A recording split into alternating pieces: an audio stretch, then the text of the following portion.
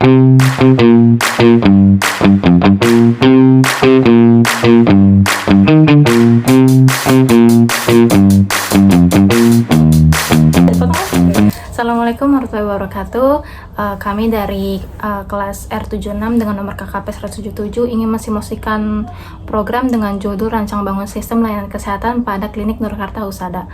Sebelumnya, yang terhormat Ibu Melestari selaku dosen pembimbing kelompok kami, perkenalkan nama saya Frida Oktaviani dengan NPM 2022 4350 2543. Oke, sebelum kita memulai aplikasi ini, kita harus login terlebih dahulu. Nah, ini kita harus memasukkan username dan juga passwordnya. Oke, setelah melakukan login, kita akan berada di halaman dashboard. Selanjutnya, saya Hai Fahana dengan NPM 2022 4350 2531 akan menjelaskan tampilan setelah login tadi berhasil, yaitu ada tampilan dashboard. Dashboard ini merupakan tampilan dimana sebelum kita memulai form-form setelahnya. Ada form tambah pasien, data obat, data terapis, data layanan, data inventaris, periksa pasien, laporan perkembangan, dan seluruh laporan lainnya. Pada tambah pasien, ini tampilannya kurang lebih seperti ini. Ini di atasnya terdapat master, ya berupa data terapis, data obat, inventaris, dan layanan, serta transaksi berupa rekam medis dan perkembangan anak, dan laporan. Ini merupakan laporan-laporan yang akan dicetak nantinya. Kurang lebih dalamnya bagian atasnya sama semua, ada master, transaksi, dan laporan yang bisa dibuka sesuai dengan yang kita mau. Contoh nih, di data terapis kita buka data layanan, maka akan muncul seperti ini. Ketika kita ke transaksi, maka akan muncul seperti ini, dan laporan akan muncul seperti ini.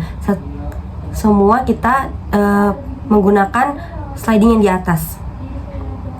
Kita kembali, ini adalah dashboard laporan ya. Ini adalah data layanan, data inventaris, periksa pasien, dan laporan perkembangan. Kurang lebih seperti ini dashboard dari aplikasi kelompok kami.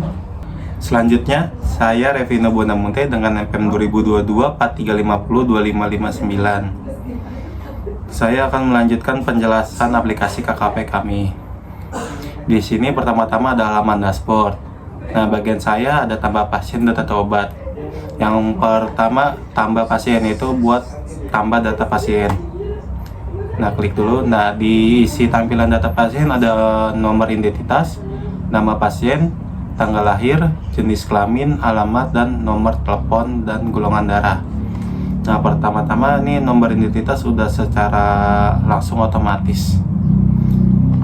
Kita masukkan dulu nama pasiennya.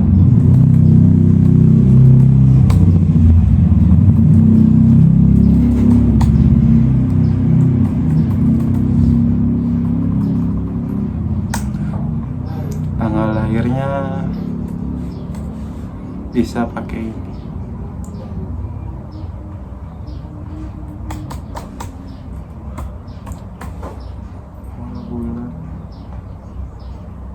Agustus 17. Dan untuk alamat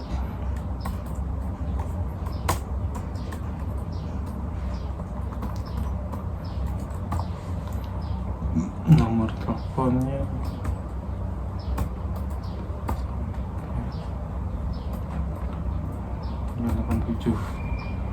golongan darahnya sini ada A, B, AB, dan O. Kita pilih O dan simpan. Nah, kalau untuk mau mengedit data, kalau ada yang mau diubah, misalnya tanggal lahir, di sini tinggal kita ubah aja tanggal 18. Tinggal edit, pencet ini editnya. Nah, data berhasil diubah. Nah, terus kita kembali. Selanjutnya data obat. Nah, nama obatnya ini aja, paracetamol.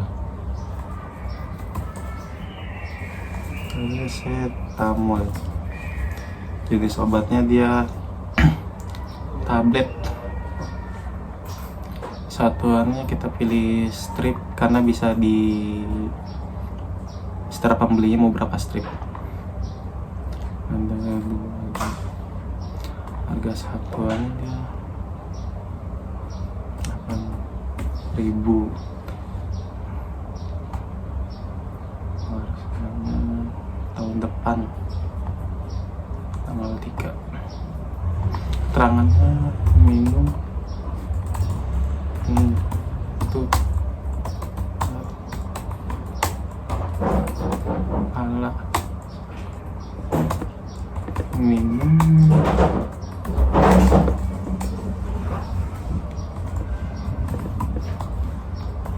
sehari. Nah, simpan data berhasil disimpan. Oke, terus kalau mau diedit, misal salah masukin tanggal kadaluarsa, tinggal diedit sini, masukin tanggal iniannya 11, terus edit, sudah, lalu kembali. Wabarakatuh, saya Ismail Mandala Putra dengan NPM 2022-4350-1891. Di sini saya akan melanjutkan dengan ke data terapis dan data layanan. Oke, kita masuk dulu ke data terapis. Nah, di sini ada nama lengkap, NIP, nomor izin praktik, nomor telepon, alamat praktik, dan jadwal praktik. Nah, di sini kita masukkan dulu, misalkan namanya ya, nama Rama, NIP 002, nomor telepon.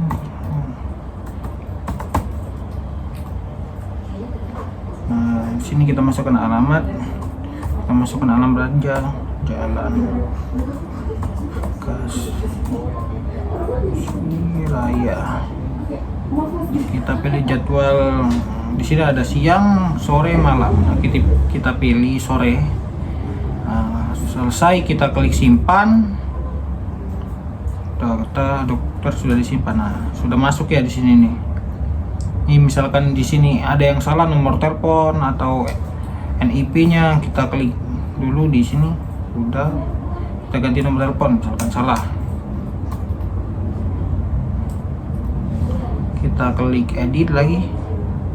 Sudah disimpan. Nah, begitu. Sini ada tombol simpan, edit, hapus. Nah, misalkan kita mau hapus nih, begini nih. Kita klik hapus. Sudah ada. Oke. Kita kembali lagi ya ke dashboard. Nah, kita masuk ke data layanan. Nah, di sini ada ID layanan, nama layanan, dan tarif. Nah, tombol simpan, edit, dan hapus. Oke. Misalkan kita masukkan nama layannya, misalkan di sana kan ada pijat. Nah, kita akan masukkan bekam, pijatnya udah dimasukkan kan, bekam. Misalkan tarifnya 70. Kita klik simpan, data berhasil simpan. Ini sudah masuk bekam. Misalkan salah nih di bekamnya, di penaruhan harga, kita ganti saja 75, misalkan 75.000. Kita klik edit. Udah nih, udah diupdate 75.000. Sudah. Terima kasih. Kita klik kembali. Nah, sudah. Selanjutnya, saya Melisa Safitri, NPM 2022-4350-2567 akan melanjutkan penjelasan tentang data inventaris dan juga laporan perkembangan. Yang pertama, kita ke data inventaris terlebih dahulu. Di data inventaris terdapat ID barang, nama barang, kategori, jumlah, dan juga kondisi. ID barang itu udah otomatis terinput di dalamnya. Untuk nama barang kita input sendiri, contohnya yaitu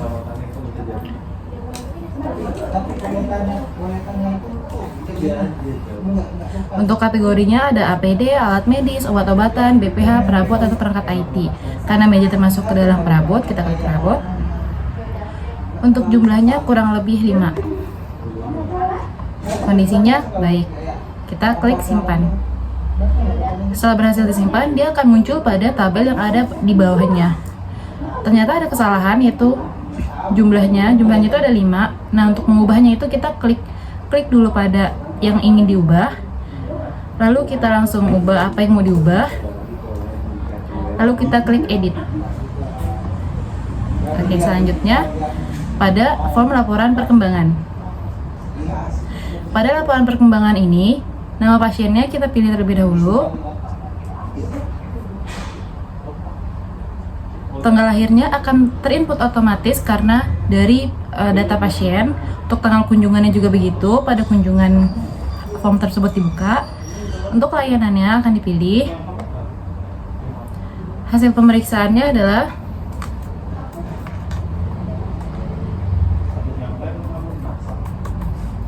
nah, untuk obat ini bisa diisi, bisa enggak. Dan untuk catatan terapis ini, catatan yang dikasih oleh terapis kepada pasien yang untuk dilakukan di rumahnya. Nah, seperti misalkan dia gimana, di rumah dia harus seperti apa. Contohnya kayak banyak istirahat. Selanjutnya simpan. Data akan muncul di tabel dan juga akan muncul notifikasi cetak perkembangannya sekarang. Kita klik ya.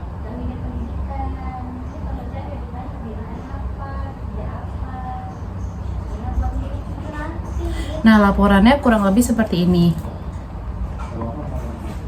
Di sini ada tombol cetak. Tombol cetak di sini itu adalah fungsinya untuk kita mencetak per periode. Nah, di per periode ini kita lihat per periode permintaan dari pasien mau dari tanggal berapa sampai tanggal berapa. Kita pilih dari tanggal berapa sampai tanggal berapa. Habis itu kita cetak. Datanya akan di ini. Ini adalah bentuk hasil yang akan diserahkan kepada pasien tersebut.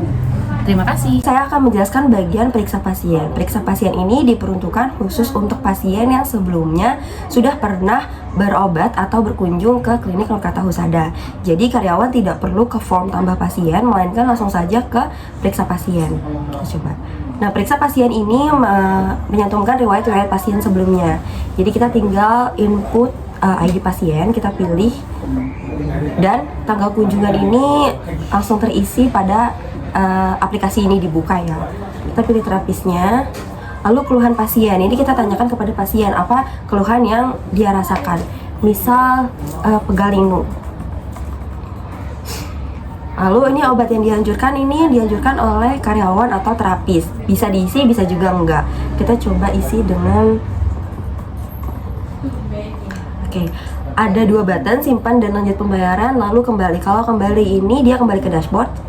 Kalau simpan dan lanjut pembayaran, ini akan ya berlanjut ke transaksi pembayaran atau untuk cetak nota. Pada bagian transaksi pembayaran ini tentunya sudah ada ID transaksi yang terinput otomatis, ID pasien, nama pasien, dan terapis yang sudah terinput. Tanggalnya bisa kita input pada tanggal hari ini.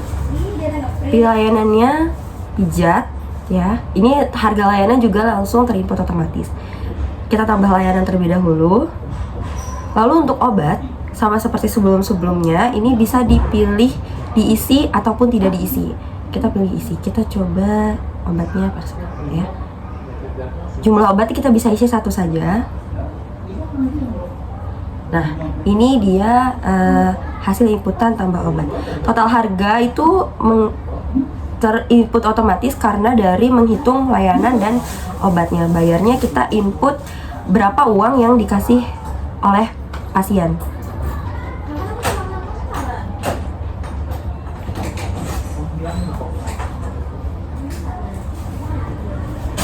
Oke, kita klik bayar. Nah, ini akan muncul kembalian juga secara otomatis. Lalu simpan. Transaksi berhasil disimpan dan terakhir kita bisa cetak nota. Kita lihat hasilnya. Nah, ini adalah nota yang kami buat untuk aplikasi pembayaran KKP ini. Oke, selanjutnya untuk form yang terakhir adalah form laporan. Di dalam form laporannya ada beberapa laporan, yaitu laporan data pasien, laporan data obat, laporan rekam medis, laporan data inventaris, laporan transaksi, dan laporan perkembangan. Untuk isi dari laporan itu sebenarnya kurang lebih pada sama, ada button tampilkan, cetak, dan kembali Untuk button tampilkan itu sebenarnya untuk kayak seperti preview untuk sebelum kita mencetak. Untuk di laporan data obat, di sini ada dari tanggal dan sampai tanggal. Untuk laporan perkembangan sebelumnya sudah dijelaskan oleh rekan saya. Di sini kita akan mencoba untuk mencetak laporan transaksi pembayaran. Di sini kita isi dari tanggal 3 sampai tanggal 3. Tampilkan, kita cetak.